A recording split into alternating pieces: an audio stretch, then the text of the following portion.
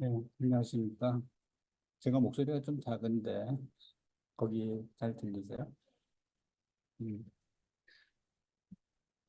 뇌 건강에 제일 중요한 게 우리 최현성 교수가 말씀을 했지만, 제일 중요한 게 뭐죠? 수면의 질이거든요. 수면의 질. 근데 요즘 그 보건복지부가 엄청난 의료 사태 때문에 제가 어제 당직에 서서 수면 모니터링을 해봤더니 3시간 18분을 잤더라고요. 그래갖고 지금 비몽사몽 상태에서 강의를 하게 돼서 대단히 죄송합니다. 근데 음, 그 뇌전증이라는 병은 어, 최한성 교수가 말씀을 하셨듯이 이제는 저보다 이제 더 젊은 그 다음 세대의 제자 그룹들이 저보다 강의를 훨씬 더 잘합니다. 그래서 오늘 강의하는 거 들어보면서 이제 진짜 빨리 은퇴해야 되겠구나라는 생각을 또 했는데, 어, 뇌전증이라는 병은 최선생 교수가 말씀하셨듯이 갑자기 뇌에 강한 전기가 발생을 하는 병이에요. 강한 전기가. 그 강한 전기가 발생을 하면 어, 정상 뇌 활동을 못하게 됩니다. 정상 뇌 활동이 발생 정상으로 뇌가 활동을 해야 되는 그 활동이 방해를 받게 되고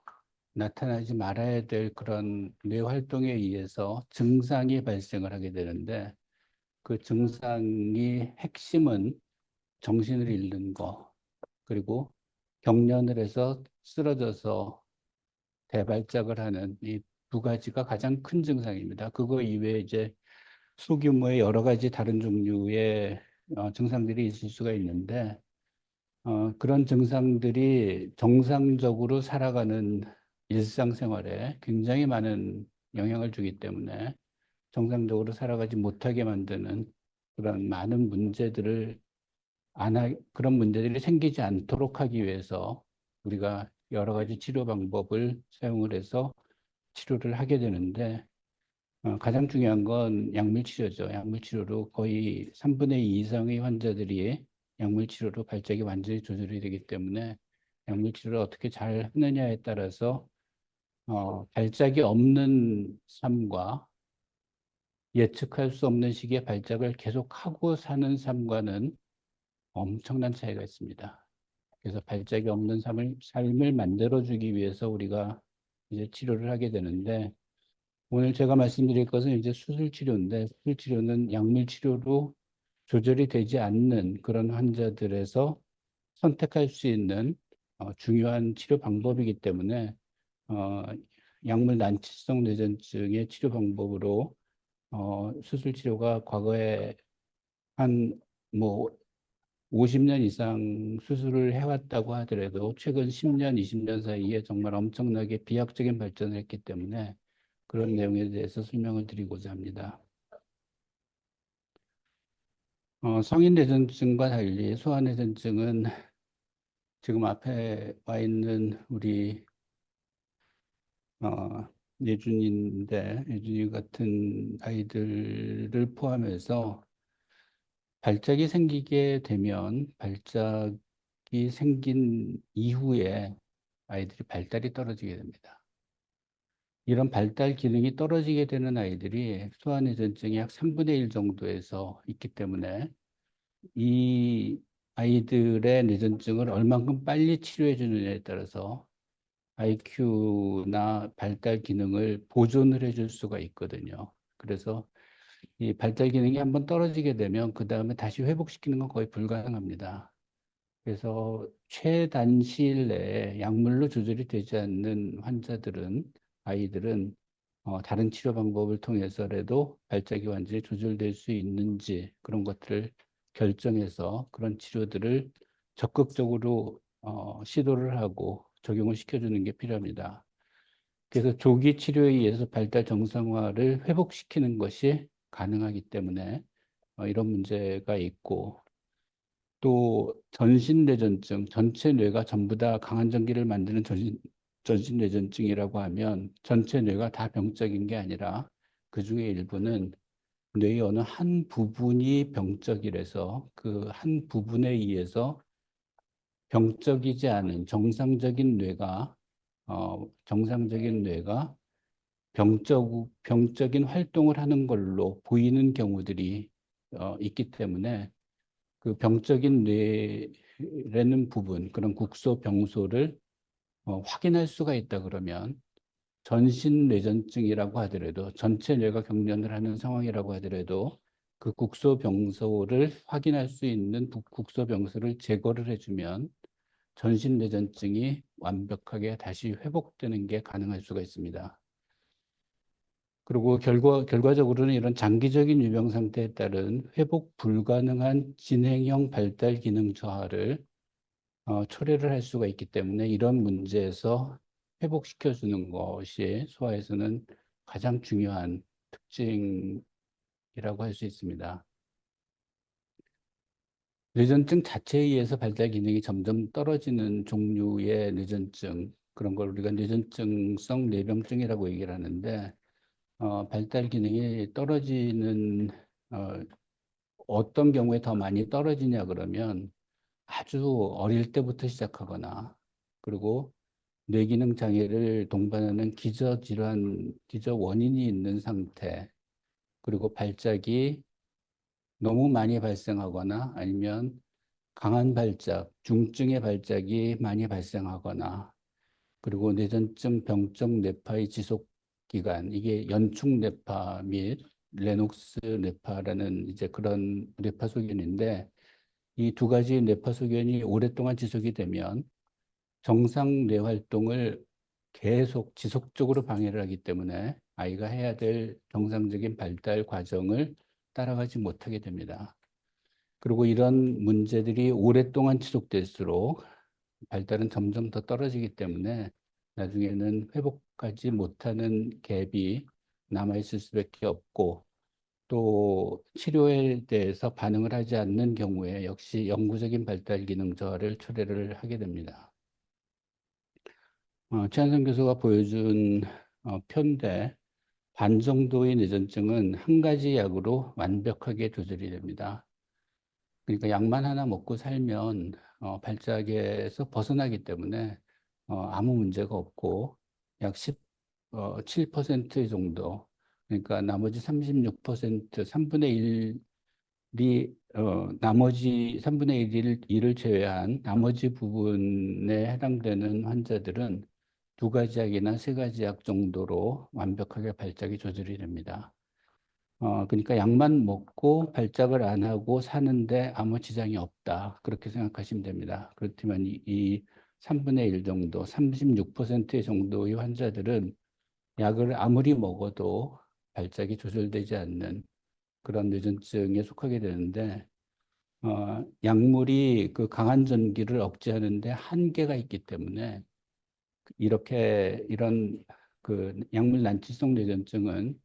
정말로 강한 전기를 만드는 그런 뇌 조직을 가지고 있는 상태, 이런 상태에서는 아무리 약으로 그거를 억제를 시킨다고 하더라도 결국 치료가 되지 않는 상황이기 때문에 결과적으로 반복적인 발작이 조절되지 않는 상태로 남아있는 그런 경우들이라고 말씀드릴 수 있습니다. 그래서 어른의 경우에는 뇌가 상당히 그 안정적이기 때문에 음, 치료 과정이 적어도 한 2년 정도 약물 치료에 조절이 되지 않았을 때를 우리가 이제 약물 난치성 뇌전증이라고 얘기하지만, 소아에서는 그 정도의 시간이 지나면 그 시간 동안 아이의 발달이 엄청나게 많이 떨어지기 때문에 발달이 떨어지지 않는 시기까지 가급적이면 이 최소 약물 난치성이라는 것이 가급적이면 빨리 결정을 해주는 게 필요할 수가 있습니다. 그래야지 약물 치료 이외에 다른 방법을 적극적으로 시도를 해 나가는 게 가능하기 때문에 그래서 어, 정의는 적절하게 사용된 2개 이상의 약제로 조절이 되지 않았을 경우이면서 뇌전증 유병 기간은 영구적 지적 기능 저하를 초래하는 치명적인 요인이기 때문에 가급적 빠른 시일 내에 적어도 한 2, 3개월 또는 뭐 발작이 그렇게 심하지 않은 경우는 한 6개월, 1년 정도 기다려 볼 수도 있겠지만 발작이 정말 심해서 아이의 인지 발달을 현저하게 떨어뜨리는 경우라면 3개월 내지 6개월 이내의 시간, 뭐 그런 기간 중이라도 약물 난치성으로 생각이 되는 경우라면 바로 비약물 치료를 적극적으로 시도를 하는 게 필요할 수 있는데 그 비약물 치료가 약물 치료보다는 좀 더 어려운 치료 방법, 케톤식이라든지 수술 치료 이런 방법들을 통해서 아이를 발작에서 벗어나게 만드는 게 가능할 수가 있습니다. 이건 저희들이 그 대뇌 피질 이형성증이라는 병에 의해서 뇌의 구조 이상에 의해서 영아 연축이 발생한 그런 환자들에서 약물 치료로 치료가 되지 않았던 환자들, 그런 난치성 영아 연축, 이런 환자의 관해율을 이제 비교해 본 건데, 이런 대뇌피질 이형성증이라는 그 구조적인 병변을 갖고 있는 환자라고 하더라도 첫 번째 내지 두 번째 약으로 치료가 된 경우가 약 20% 정도. 이 영아연축은 굉장히 좀 안 좋은 뇌전증이기 때문에 약물 치료로 완치가 되는 경우들이 20% 정도밖에는 되지가 않습니다. 그래도 어쨌든 20% 정도는 약물에 의해서 관해를 보이는데 이 관해가 되지 않은 39명의 환자들을 어, 다른 치료 방법으로 도움이 되는지를 이렇게 쭉 조사를 해봤더니 그 이후에 3가지, 4가지, 5가지 거의 한 10가지 정도의 약을 쓴 아이들까지 전부 다 포함을 해도 39명 중에 1명에서만 발작이 조절이 됐습니다. 그러니까 첫 2가지 약으로 조절되지 않은 경우는 그 이후에 약을 쓰느라고 뭐 몇 달, 몇 년을 이렇게 계속 시도를 해도 관해가 되는 경우는 40명 중에 1명 정도밖에 안 된다. 이런 경우에 우리가 케톤 시기를 시행을 했을 때 3개월 동안의 그 결과를 보면 32명 중에서 11명, 그러니까 약 3분의 1 정도의 환자는 식이요법만으로도 관해가 된다, 완치가 된다. 이제 그런 결과를 보여주고 있고, 수술을 했을 때, 병소가 있으니까 수술을 했을 때 완치율은 3분의 2 정도에서 완치가 되는 것으로 확인이 됐습니다. 그래서 이런 환자들에서 결국 약을 계속 쓰는 약의 그 희망을 가지고 계속 미련을 가지고 계속 쓰다 보면 수술이나 식이요법을 통해서 완치가 될 수 있는 아이들을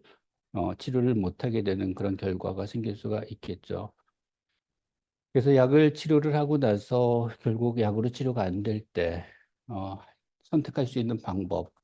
뭐 새로 개발된 항뇌전증 약제, 대표적으로 칸나비디올 같은 약제가 있죠.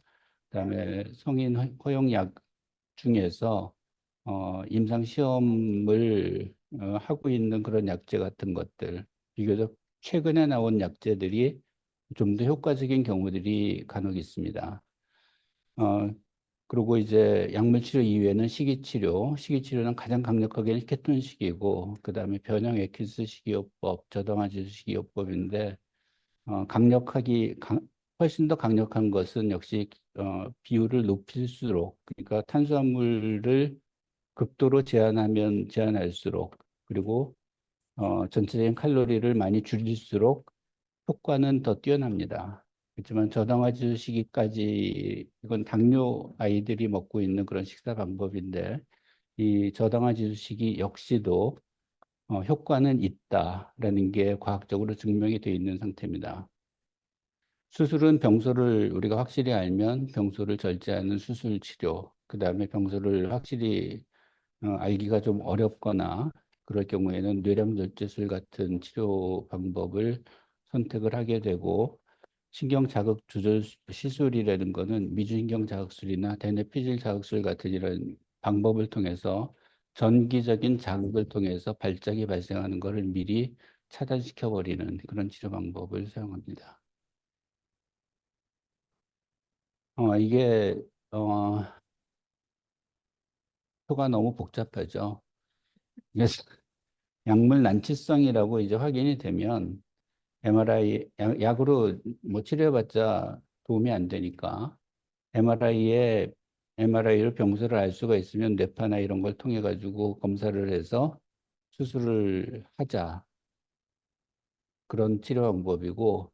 MRI에 이상이 없다고 하더라도 뇌파상으로 이상이 확인이 된다 그러면 그 뇌파의 어떤 국소적인 문제가 확인이 된다 그러면 여러 가지 검사를 통해서 그 국소가 병소라는 거를 확인할 수 있는 방법, 여러 가지 방법들을 다 사용을 해서 굉장히 많은 여러 가지 방법들을 통해서 수술까지 진행을 하게 됩니다. 그래서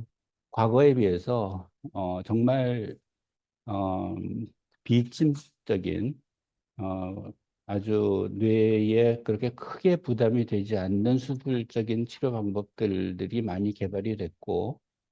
그리고 그 뇌전증을 일으키는 병소를 찾는 여러 가지 방법들이 많이 개발이 됐기 때문에 보다 안전하고 보다 효과적인 그런 치료 방법이 적응을 할 수가 있습니다. 뇌전증 수술 치료의 적응증은 결국은 약물로 수술되는 환자들은 뇌전증을 수술로 치료하지 않겠죠, 당연히. 근데 또 하나 그런 환자들 중에 수술을 했을 때 얘는 분명히 좋아질 것이다 라는 그런 어, 상태로 판단이 될 경우, 수술을 통해서 평생 갖고 가야 될 이 병에서 벗어나는 게 가능할 수 있다라는 상태로 평가가 된다 그러면 수술을 적극적으로 권유를 합니다. 또 하나 조건도 굉장히 중요한데, 수술을 해도 아이한테 아무런 문제가 없을 것이다. 이런 것들이 어, 이런 것들이 같이 보장이 돼야지 우리가 수술을 하게 됩니다. 그러니까 수술을 해서 경기는 안 하는데 애가 영구적인 뭐 수술 자체로 영구적인 장애를 갖게 된다 그러면 절대로 수술을 하면 안 됩니다. 그래서 이런 것들을 완벽하게 판단하기 위해서 굉장히 많은 검사들을 진행을 하게 됩니다. 결국 수술 치료가 가능한 뇌전증들은 뇌의 어떤 국소적인 병소를 갖고 있는 그런 경우, 이런 국소 뇌의 어떤 한 부분이 피질 형성증 같은 그런 구조 이상을 갖고 있거나 아니면 해마경화증이라는 구조의 어떤 문제, 이건 측두엽 뇌전증의 대표적인 난치성 뇌전증인데 과거엔 이걸 평생 그냥 갖고 사는 경우들이 많았습니다. 근데 수술을 통해서 완치의 가능성이 90% 이상이 되기 때문에 이런 경우라면 약으로 치료하다가 안 되면 가급적이 빠른 시기 내에 수술을 결정을 해줘야 되는 게 필요하고, 양성 뇌종양 역시 이거 평생 갖고 가야 될 병이기 때문에 난치성 뇌전증일 경우에는 수술을 적극적으로 결정을 해줘야 되고, 결절성 경화증이나 혈관기형 국소뇌전증 같은 이런 많은 그 병의 원인들이 뇌의 그 어떤 작은 부분에서 계속 그 발작을 일으키는 그런 병소로 활동을 하기 때문에 이런 부분을 정확히 확인해서 제거해주는 수술이 필요한 그런 경우라고 할 수 있고, 뇌전증성 뇌병증은 영안축이나 레노스 같은 부분이 대표적인데, 이런 경우에 뇌의 어떤 한 부분에서 전체 뇌를 발작을 일으키는 상태로 어, 영향을 주는 상태라고 하면 그 병소를 확인하고 거기에 대한 수술적인 치료를 하는 게 가능할 수가 있습니다. 그래서 수술 치료 방법은 근치 절제술이라는 게 병소 절제술이라는 방법이고, 뇌의 한쪽 뇌가 전체적으로 다 안 좋을 때 반구절제술까지도 시행을 하는 게 필요하고, 이 반구절제술은 병을 낫게 만드는 거에 대한 게 목적이 아니라 반대쪽 뇌를 이 병을 일으키는 뇌로부터 보호하기 위한 치료 방법이라고 생각하셔야 됩니다. 그다음에 후사반구절제술, 그리고 뇌를 어느 만큼 절제를 하느냐에 따라서 뇌의 한 부분만 절제하는 수술 방법, 그리고 여러 옆을 같이 수술적으로 절제하는 수술 방법, 그다음에 뇌의 아주 작은 부분, 피질의 아주 작은 부분만 절제하는 그런 수술 방법으로 나누게 되고, 완화 수술로는 이제 뇌량 절제술 같은 치료 방법이 있습니다. 결국은 이제 병소가 어디 있는지를 확인하는 게 굉장히 중요한데, 그 병소를 확인하기 위해서 여러 가지 이제 그 힌트죠. 아이가 보여주는 어, 문제들을 가지고 얘가 어느 부위의 뇌가 이상이 있을 것이다라는 것을 찾아가는 그런 진단해 나가는 과정을 거치게 됩니다. 발작이 예를 들어서 왼쪽 팔다리 쪽에서부터 발작이 시작한다 그러면 그 발작의 병소는 오른쪽 뇌에 있을 것이다. 그렇게 생각할 수가 있고, 그리고 뇌의 어느 한쪽 부분이 좀 운동 기능이 어느 한쪽 부분이 좀 못 움직인다라고 하면 역시 반대쪽 뇌에 병소가 있을 가능성이 높겠다. 그리고 시야에 문제가 있을 경우에 한쪽 시야를 보는 게 불편해 할 경우에는 후두부, 시각 중추, 반대쪽 시각 중추 쪽에 있는 뇌가 기능을 제대로 못하니까 그 기능을 제대로 못하는 뇌는 병적인 뇌고, 그런 병적인 뇌는 발작을 일으킬 수 있는 그런 활동을 할 가능성이 높기 때문에 그런 부분들이 병소일 것이다라는 것들을 이제 추측해 나가는 방법이고, MRI는 굉장히 여러 가지 방법들을 사용을 하는데도 불구하고 MRI가 병적인 병소하고 병소가 아닌 뇌를 완벽하게 구분을 하지를 못합니다. 그래서 만약에 MRI가 완벽하게 구분한다 그러면 다른 검사들은 다 필요가 없습니다. 그냥 MRI에 따라서 수술만 하면 되는데,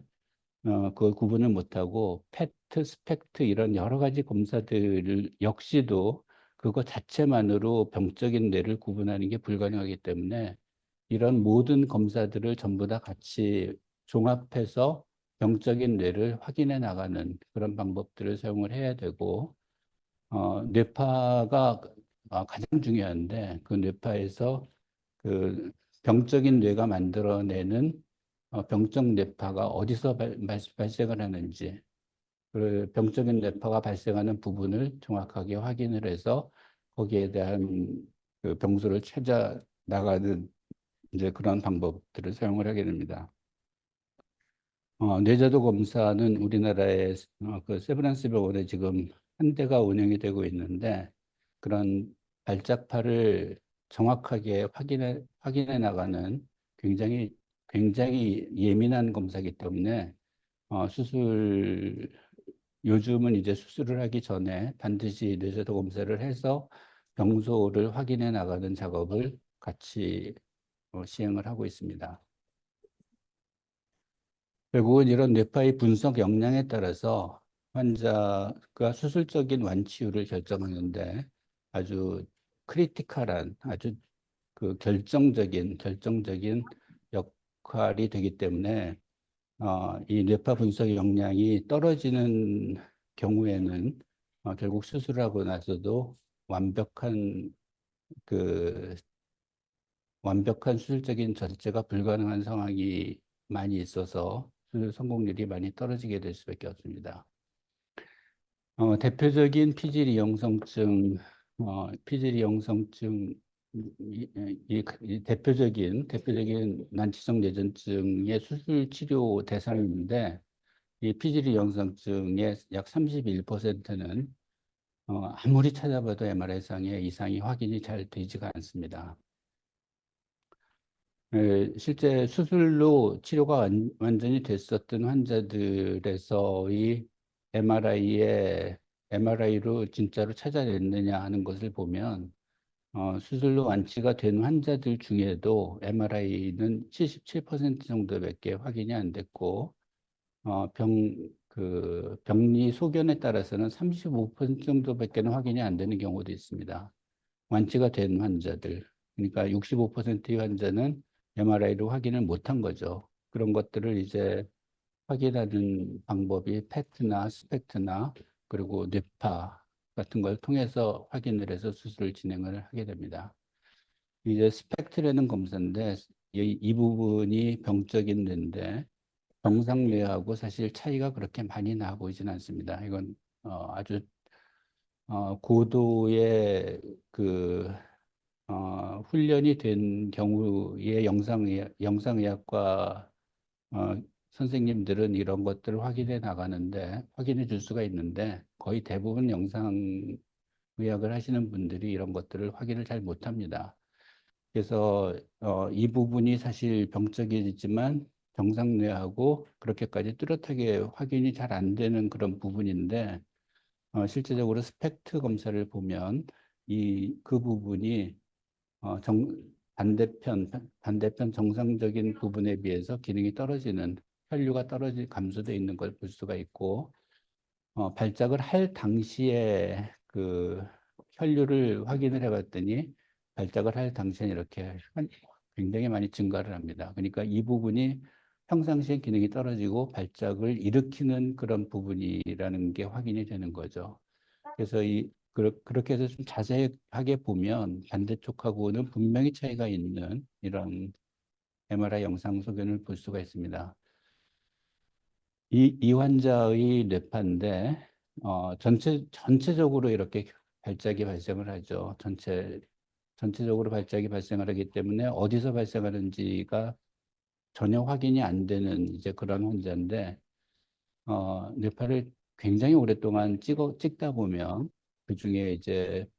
발작을 일으키는 뇌와 발작을 일으키지 않는 뇌가 이렇게 구분이 됩니다. 그래서 아까 보였던 왼쪽 뒤쪽 뇌가 이 환자에서 지속적으로 발작을 이렇게 일으키는 활동을 하고 있기 때문에 이 환자를 여기다 이제 전극을 넣어서 그 발작을 일으키는 병적인 뇌의 범위를 확인을 하고 나서 수술 치료를 해서 병적인 부분을 수술적으로 제거를 한 다음에 발작에서 벗어난 그런 환자입니다. 이 환자도 오른쪽 앞쪽 뇌가 지금 이상인데 MRI로는 이걸 진단해낼 수 있는 의사는 거의 없다라고 말씀드릴 수 있는데 이 페트 검사를 보면 그 오른쪽 앞쪽 뇌의 그 어, 대사율이 현저하게 반대쪽에 비해서 떨어지는 걸 볼 수가 있습니다. 그걸 반대쪽하고 비교했을 때 오른쪽 앞쪽 뇌가 이렇게 떨어지는 그런 결과를 확인할 수가 있고 스펙트로스코피라는 그 성분 분석 검사 같은 거를 했을 때도 이 부분 오른쪽 앞쪽 뇌가 왼쪽 앞쪽 뇌에 비해서 그 성분 분석이 병적인 뇌의 성분 분석 소견을 보이고 있고 어, 그 백질의 그 트랙을 따라서 그려보는 이제 그런 MRI 소견도 있는데 그런 DTI라는 소견으로 검사를 해보면 왼쪽 뇌의 이 트랙보다 오른쪽 뇌가 트랙이 잘 안 만들어져 있는 걸 볼 수가 있어서 역시 DTI 같은 트랙을 확인하는 그런 영상 검사를 통해서도 오른쪽 앞쪽 뇌가 병적이구나라는 것을 확인해 나갈 수가 있습니다. 그렇지만 이 환자는 역시 마찬가지로 전체 뇌가 이렇게 발작을 일으키는 전체 발작을 일으키고 있는 상태고 역시 오랫동안 뇌파를 검사를 해보면 오른쪽 앞쪽 뇌에서 왼쪽 앞쪽 뇌에 비해서 비정상적인 뇌파 활동이 뚜렷하게 보여서 오른쪽 앞쪽 뇌가 페트나 스펙트나 이런 여러 가지 검사에서 나타나는 그런 소견과 일치를 해서 오른쪽 앞쪽 뇌가 병기를 일으키는 걸로 생각을 할 수가 있는 그런 상태라서 결국 오른쪽 앞쪽 뇌가 병소일 것이다라는 게 확인이 될 수가 있었고, 어, 그래서 전극을 뇌 안에 전극을 넣어서 그 전극의 앞쪽하고 뒤쪽하고를 이렇게 검사를 해보니까 어, 앞쪽에 뇌파가 뒤쪽의 뇌파하고 뚜렷하게 구분되는 병적인 활동을 보이고 있어서 이 병적인 뇌와 정상 뇌를 구분을 해서 병적인 뇌를 수술적으로 절제하는 그런 치료를 할 수가 있었던 환자입니다. 그래서 그 병적인 뇌를 이렇게 어, 수술적으로 범위 결정을 해서 수술을 시행을 했고 이 환자가 하루에 5번에서 10번 정도의 대발작을 했었던 환자인데 수술 후에 발작이 완벽하게 다 없어졌고 이 그 수술 범위가 피질이용성증으로 확인이 됐고 수술에 따른 발작 합병증이 전혀 없고 뇌파도 완벽하게 정상화됐고 인지 발달이 현저하게 개선이 됐습니다. 이 환자가 중학교 2학년 때 수술을 했는데 중학교 2학년 때 초등학교 3학년 수준의 학습 능력밖에는 못 갖고 있었던 아이인데 중학교 2학년 때 수술하고 나서 인지가 회복이 되면서 정상 지능으로 회복을 해서 정상적인 대학, 충실대학교 사회복지학과를 갔는데 정상적인 대학을 진학해서 졸업을 했습니다. 이 환자가 만약 수술을 안 했다 그러면 평생 이 병에서 벗어나는 게 불가능했겠죠. 그래서 저런 종류의 이제 뇌전증 증후군을 레녹스 가스트 증후군이라고 얘기를 하는데, 이런 레녹스 가스트 증후군은 전신 발작과 더불어서 인지 기능을 저하시키는 그런 영향을 주는 그런 종류의 뇌전증인데, 이 레녹스 가스트 증후군에서 수술 치료를 했을 때 완치율이 60% 정도에 이르는 그 완치율을 저희가 보고를 한 게 세브란스에서 전 세계 최초로 보고를 했습니다. 그래서 레누스 가스트 증후군이라는 전신 뇌전증 환자들이 국소 병변을 찾는 게 거의 불가능하다고 생각했었던 그런 개념을 완전히 깨서 세계적으로도 이런 레녹스 가스트 증후군이 수술적인 치료로 완치를 할 수 있다는 것을 처음으로 보여줬던 그런 결과라고 볼 수가 있습니다. 그리고 수술을 하고 나서 보니까 IQ가 42 정도밖에 안 되던 아이가 51 정도로 이렇게 올라가는 걸 볼 수가 있는데 수술을 하고 나서 발작이 없어지면 정상적으로 회복이 된다. 정상적이진 않지만 레녹스 가스트 증후군은 시간이 지나면 지날수록 점점 더 이게 떨어지는 병인데 다시 회복해 나가는 그런 과정을 보여주고 있습니다. 그리고 뇌전증을 얼만큼 오래 알았느냐에 따라서 인지 기능이 이렇게 점차로 떨어지는 것을 보여주고 있고요. 그다음에 수술 치료 전에 완치가 되기 전에 아이들이 IQ가 40 이하인 아이들이 흰색 반대 60% 정도가 됐었고 50 이하가 30% 정도 이렇게 됐었던 아이들 중에 수술을 하고 나서 완전히 정상 IQ를 갖게 된 아이도 있고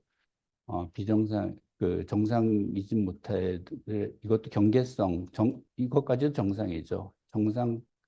범위를 갖고 있는 환자들이 이 정도 늘었고 그게 없었던 경우였는데 그다음에 경계형 장애를 갖고 있거나 이런 그 까만색이 이후에 인지평가 결과인데 결국 수술로 발작이 조절이 되고 나면 지능이 전반적으로 향상되는 쪽으로 변한다라는 걸 보여주고 있습니다. 뇌량절제술은 근치적인 치료는 아니지만 MRI상이나 페트 뭐 이런 걸로 어느 쪽의 문제인지를 전혀 확인하기가 어려울 경우에 결국 이제 뇌량절제를 시행을 하고 나서 보면 MRI상으로 구조적인 이상은 특별히 보이지 않지만 페트 검사상에서 이쪽 부분이 반대편에 비해서 기능이 많이 떨어져 있는 것을 볼 수가 있습니다. 그래서 이쪽 부분이 결국 병소가 있을 것이다라는 걸 예측할 수가 있는 결과를 보여주게 되는 거고, 뇌량절제 이전에는 뇌파가 전반적으로 다 나오고 있지만 뇌량절제 후에는 왼쪽에만 병적인 뇌파가 나오고 오른쪽은 병적인 뇌파가 나오질 않아서 결국 본래의 병소가 왼쪽에 있을 것이다라는 것을 예측할 수가 있고, 수술 후라고 하더라도 발작에서 완전히 벗어난 게 아니라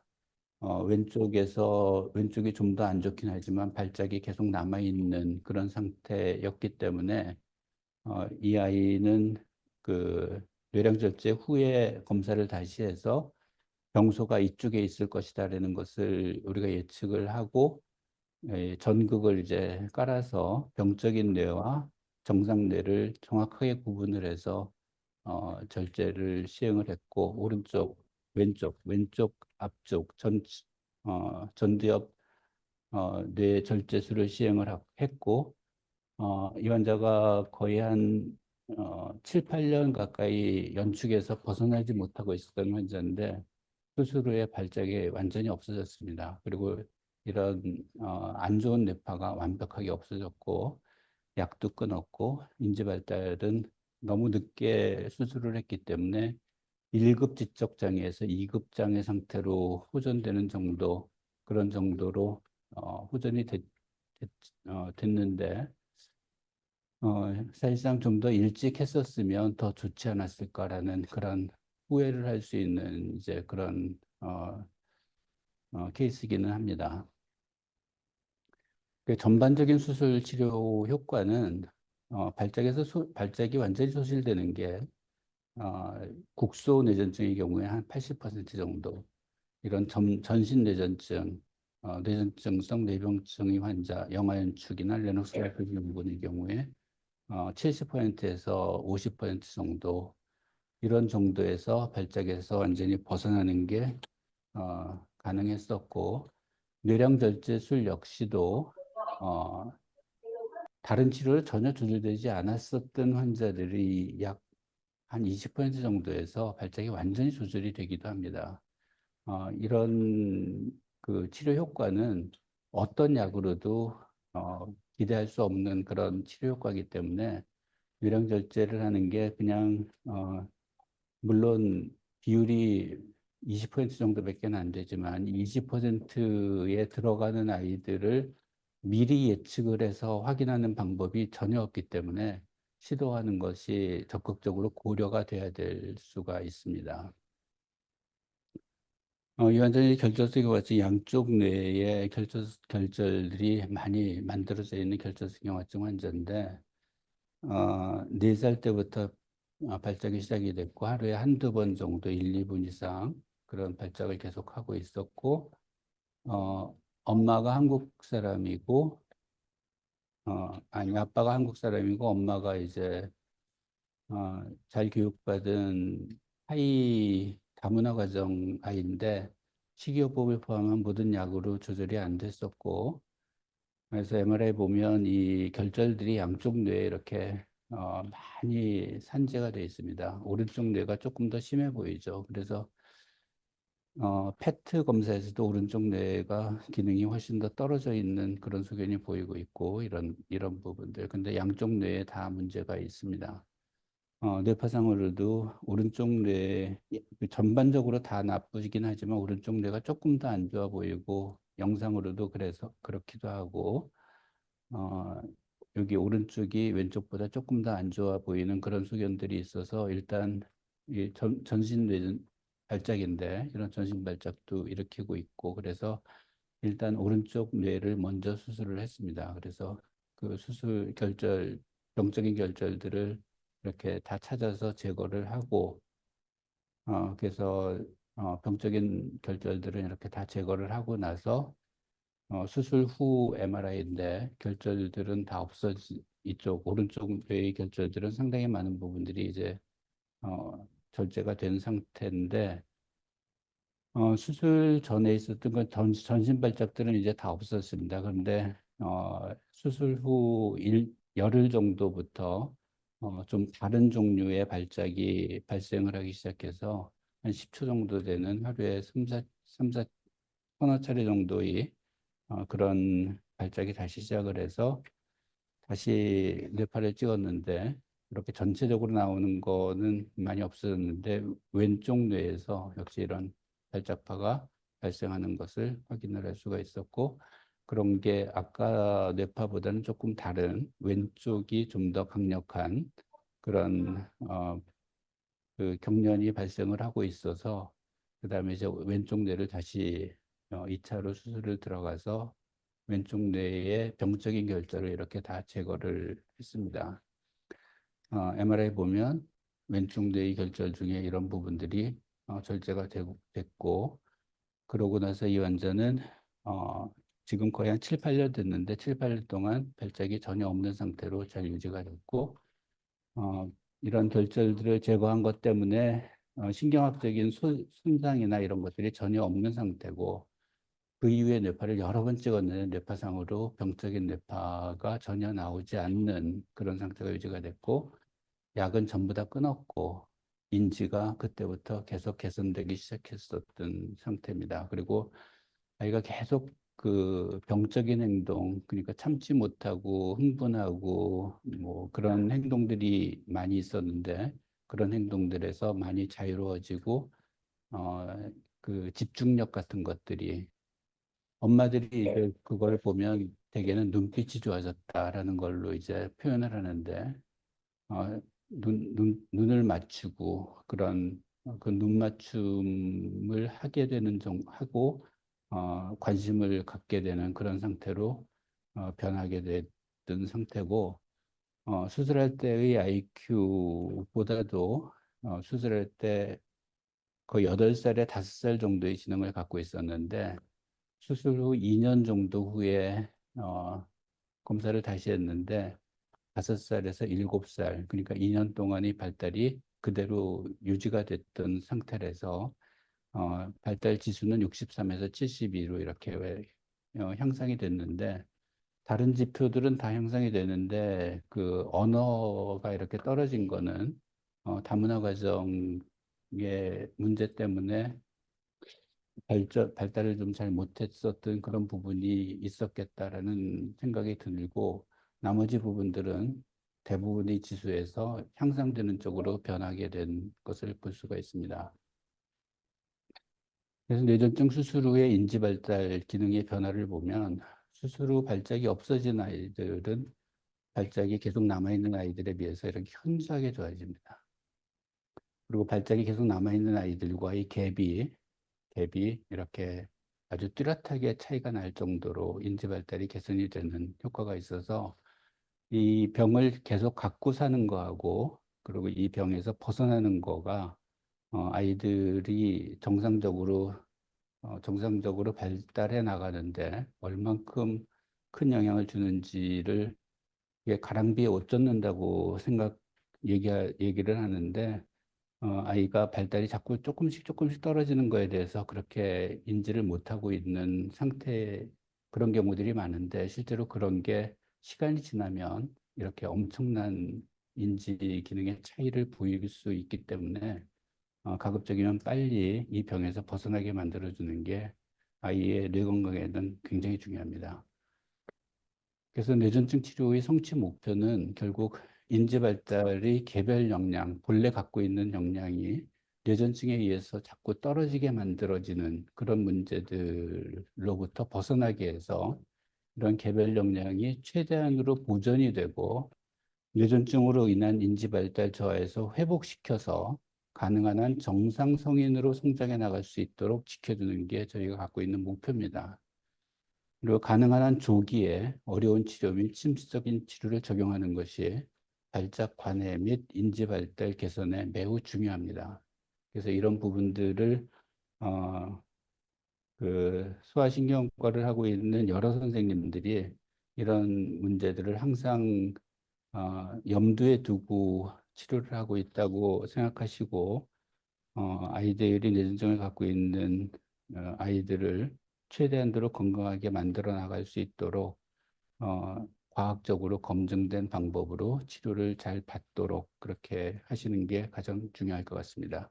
청취해 주셔서 감사합니다.